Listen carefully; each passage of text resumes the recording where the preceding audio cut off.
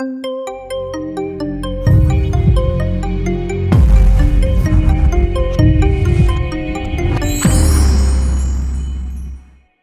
y'all, welcome back. So the issue with this refrigerator is that the water and ice is not dispensing.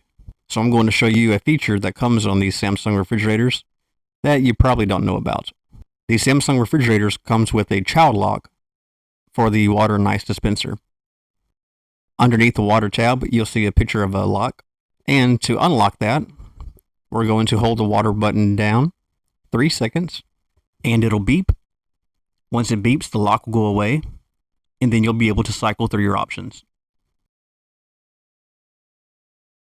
And that's it. If you found this video helpful, hit the thumbs up button and subscribe.